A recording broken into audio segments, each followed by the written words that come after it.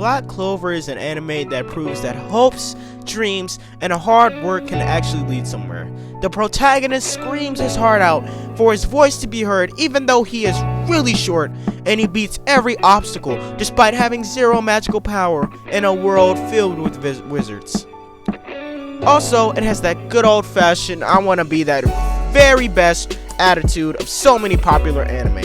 Even with all these elements, it is still complete and utter doo-doo.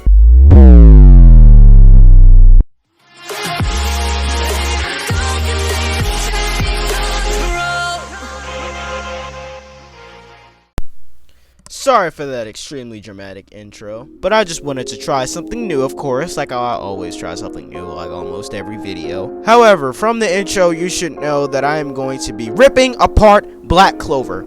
Fair warning, I stopped watching Black Clover around episode 60 because I just got tired of it. So I am not up to date with any of the episodes, like episode 130 or anything over episode 60. I just don't know anything. However, let me talk about what I have experienced from episode 60 and below. So let's start off with the storytelling.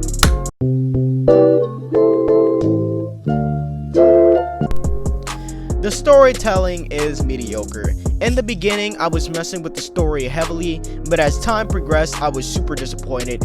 It seemed like it was just filler after filler. Literally, it would take them so long to do something productive. Like, how many episodes did I watch of Asta just fighting some rando? I want the fights to progress the story more, and I want them to focus more on Asta's origin story. The author has untapped content with Yuno and Asta's parents. The storytelling is mediocre at best, and they just need to change some things up. Instead of trying to make it like Naruto, because we already have something like Naruto. Now, let's talk about the fights.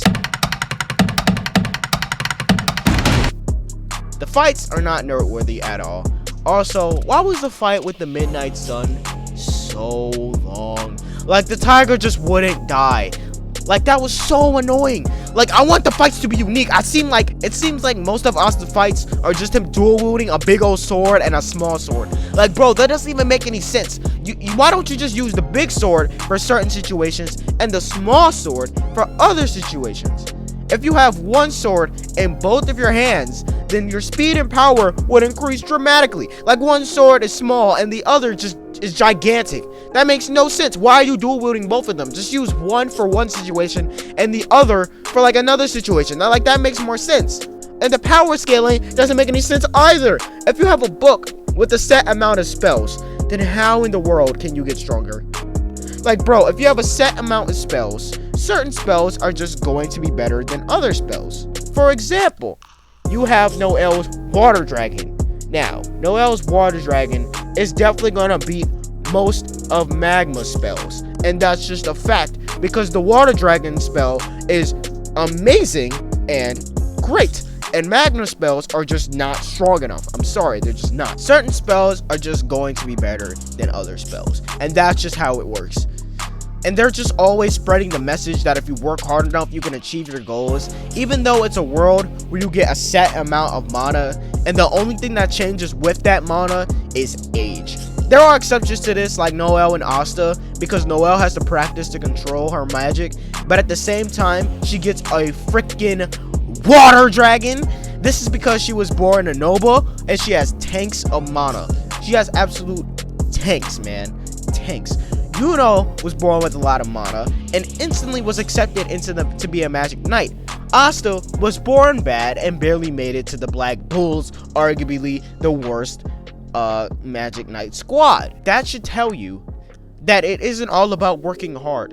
If you're born with a leg up, you're just going to have an easier time with magic and all that. It's wizardry.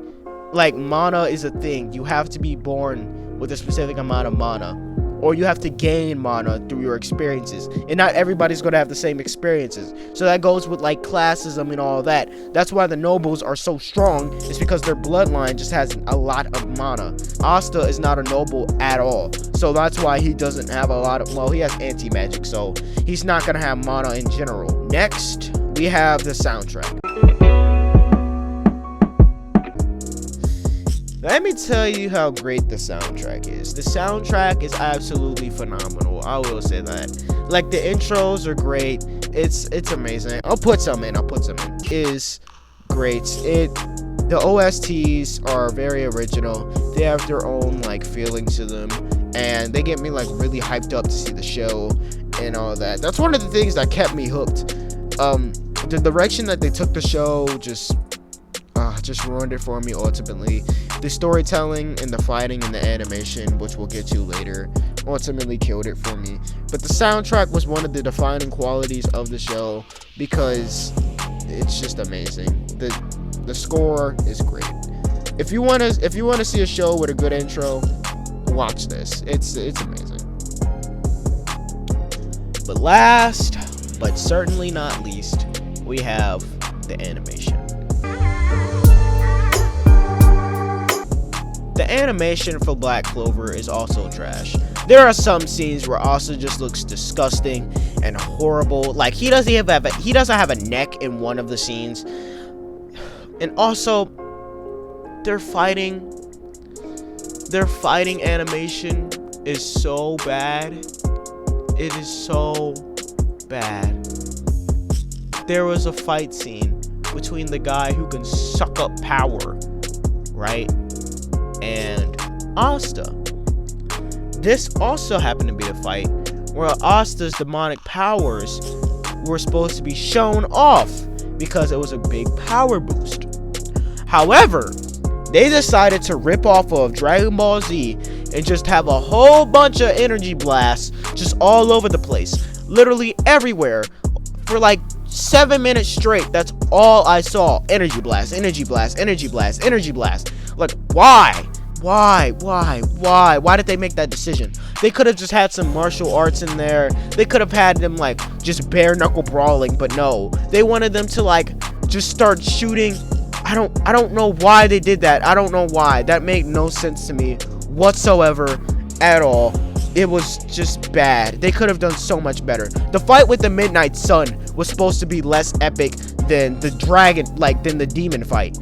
But no, the fight with the Midnight Sun was way more entertaining than this. All in all, there are a lot of bad things about Black Clover. But the really weird thing about Black Clover is that after all these points, I still want to watch it. I just can't tell you why, but I still do. Maybe it's because I want to know Asta's backstory. I don't know, man. But nothing changes the fact that this show is still unbelievably trash. My God!